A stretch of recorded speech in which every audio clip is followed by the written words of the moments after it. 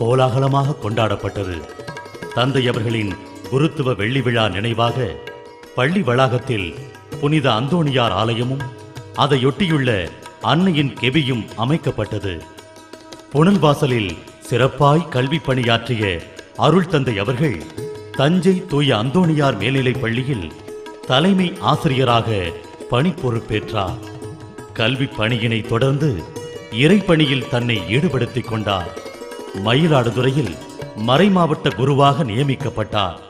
மயிலாடுதுறை மற்றும் சுற்று வட்டார மக்கள் பெருமையாய் நினைவு கூறும் வகையில் புனித சவேரியார் ஆலயத்தை புதிய ஆலயமாக நிர்மாணித்தார். கிட்டத்தட்ட 35 லட்சம் ரூபாய் செலவில் ஆரம்பிக்கப்பட்ட அந்த ஆலயத்தை அறகுறையாக நின்னதை பூர்த்தி செய்து முடித்தாங்க தன்னுடைய பணி காலத்திலேயே. அதுவும் ஆகமன முறைப்படி அந்த ஆலயத்தை கட்டி முடித்தாங்க. இந்த ஆலயத்துக்கு உள்ள நுழையிறதுக்கு முதல் கட்டம் படி.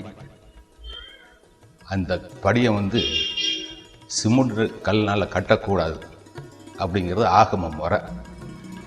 அதை முழுமையாக நினச்சி கருங்கல் படி போட்டு இந்த ஆலயத்தை கட்டி முடித்தாங்க. உள்வடி மாணவர்களுக்கு, எளிய மாணவர்களுக்கு கட்டடம் கட்டினாங்க. கோழிக்குத்திங்கிற கிராமம், அந்த கிராமத்து ஆலயத்தை கட்டணும். அதுக்கும் அந்த நிதி கிடையாது. அவருடைய சொந்த பொறுப்பில் வெளிநாட்டில் இருந்து நிதி வாங்கி அந்த ஆலயத்தை கட்டினாங்க. ஒரு குறுகிய காலத்தில் நிறைவான காரியங்களை செய்யக்கூடிய ஒரு அருள்பணி தொண்டன் ஃபாதர் ரஃபேல்னாக்க அது மிகையாகாது. தஞ்சையில் தாம் இறையியல் பயின்ற அதே இளங்குரு மடத்தில் அதிபராய் பொறுப்பேற்றார். பின்னர் புனித சேவியர் தொழிற்பயிற்சி கூடத்தின் தாளாளராகவும் பணிபுரிந்தார்.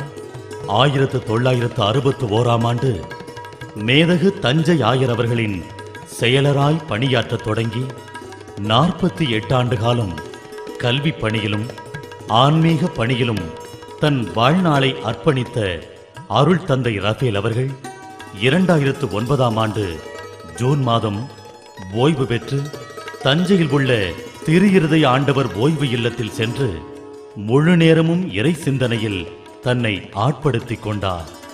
அமைதியான தோற்றம், எளிமையான பழகும் முறை, பிறரிடம் காட்டும் அன்பு, நேர்மையான கண்டிப்பு, அனைவரையும் அரவணைத்துச் செல்லும் பாங்கு, கருணை உள்ளம், பழமையை போற்றும் மனம், புதுமையை புகுத்தும் குணம், இவற்றின் மறுவுருவாய் வாழும் அருள் தந்தை ரஃபேல் அவர்கள் தனது பணிவாழ்விற்கு இறைவன் தனக்கு வழங்கிய அருங்கொடையாக தனது குருத்துவ பொன்விழாவை எழுச்சியோடு கொண்டாடி மகிழ்கிறார். அனைவரும் போற்றும் அருள் தந்தையாக, தஞ்சை மறைமண்ணின் பெருமைமிகு அருள் பணியாளராக சிறக்கும் தந்தை ரஃபேல் அவர்களின் பணி வாழ்வு இறை அருளோடு நிறை நலத்தோடு என்றென்றும் தொடர்ந்து சிறக்க மனதார பிரார்த்திப்போம், நெஞ்சார வாழ்த்தி மகிழ்வோம்.